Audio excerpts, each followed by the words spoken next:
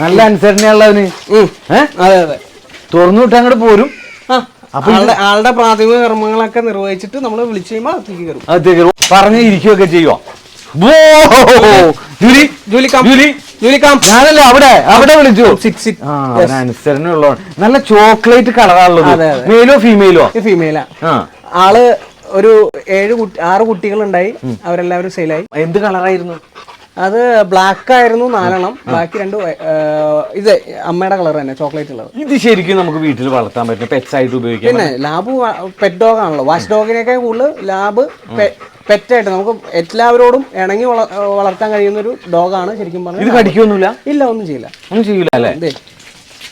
ഓ അവന്റെ അടുത്തേക്കൊണ്ട് എങ്ങടെ പോയത് നോക്കിയടാ. Julie calm. എങ്ങോട്ട് പോയി ജൂലി? ദേ പോണ്. എങ്ങടെ പോണത്? എന്തൊക്കെയോ പ്ലാനുകളുണ്ട് അവന്. ആ പ്ലാൻ അനുസരിച്ചാണ് അവൻ പ്രാഥമിക കൃത്യം നിർവഹിക്കണേണ്. ആരെയും ശല്യം. നീ കഴിച്ചോ എല്ലാ സംഭവം അവിടെ തന്നെ വെച്ച് തീർന്നോ കേട്ടോ? നോക്കണുണ്ട്. നോക്കിയടാ, എല്ലാ സംഭവം അവിടെ വെച്ച് അവൻ തീർക്കാണ്. ഇത് കൂടാതെ കുറെ താറാവും കോഴിയും ഒക്കെ ഇതിൽ ഓടിയെടുപ്പുണ്ടല്ലോ.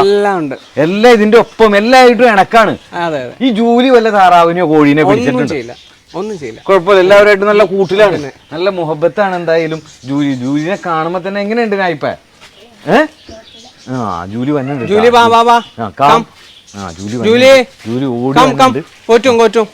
പറഞ്ഞ നൂറാനെ ഓടിക്കുന്നു.